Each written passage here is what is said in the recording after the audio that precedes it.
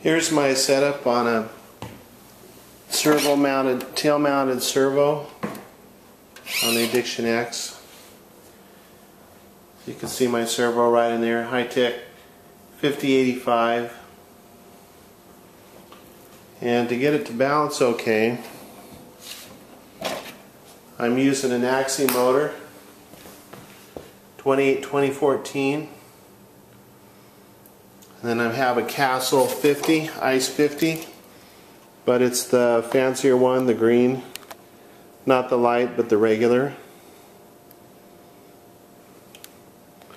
Running 3-inch wheels, stock landing gear, and on the battery I'm running a Thunder Power 2700 G6 Pro Lite battery. Got some heavy duty wires going to the rear servos. You can see them in there. I moved my receiver forward just a little bit. I don't know if you can see the balsa wood mount I've got in there. It's a few topper receiver. And then my prop adapter is just a Hacker prop adapter. And then the cowl goes over it just like normal. My balance point, I'm running it a lot farther back than they recommend, and I think it's a better balance point. But if you pick it up right here, when I have the cowl on it, it'll normally sit about the landing, same angle you come in for landing, just a little bit tail low when you pick it up right here, if you want to know where it's balanced. But it's about 145 millimeters back from the leading edge. And then of course I used the propeller from P8, our favorite, the T40X box. I love that propeller. It's a great hover propeller. Now with this setup, this airplane does really good rolling Harriers, hovers really good, does good elevators, but yet it's still stable and smooth. I can fly it upside down, real low to the ground. And so on the rest of this video I'll just give you a quick flying demonstration of how it is and why I think this is actually a good way to go. Now if you use the regular PA setup with the Thrust 40, I would probably mount the servo in the center of the fuselage in the mount that they have right there instead of putting it up front. So I guess I don't quite understand why everyone's always battling to make this airplane nose heavy, which seems to be the PA recommended balance point. Seems a little nose heavy to me, but I guess individual preference. Seems like the heavier it is in the nose, the more throttle you're going to have to use to keep the nose up for rolling Harriers and maneuvers like that. But I can fly it very smooth with this setting, 145 millimeters back from the leading edge. And I got a rear mounted servo, and it's great because I don't have to mess with the cables.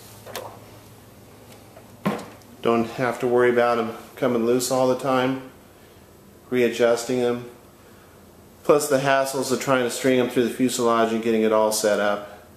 Just a nice straightforward clean linkage. And what I did is I took a control horn out of another Addiction that I had wrecked.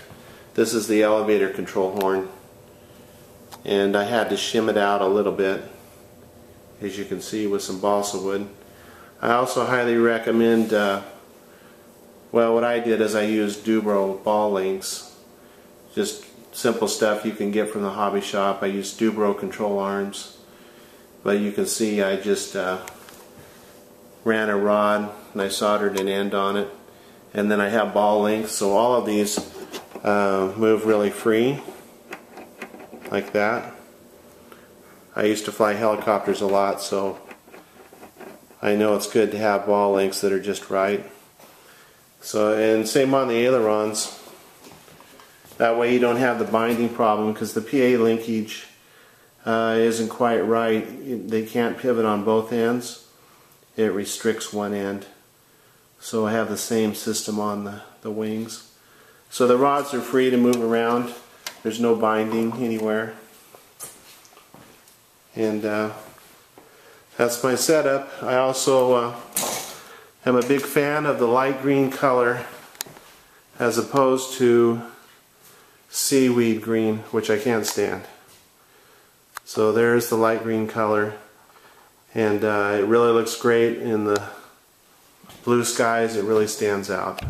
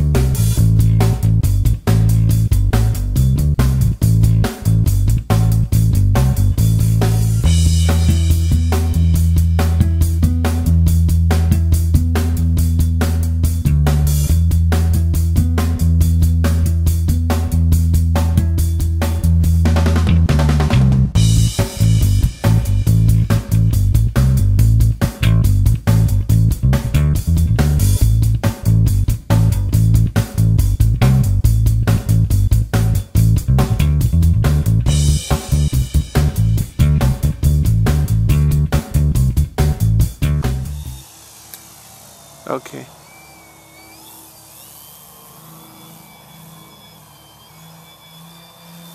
Those are fast. Let me get it turned around there. What? Whoa! Shit! Oh God, dude, look at that. Did you get that on tape? I don't know. I was too busy worried about myself.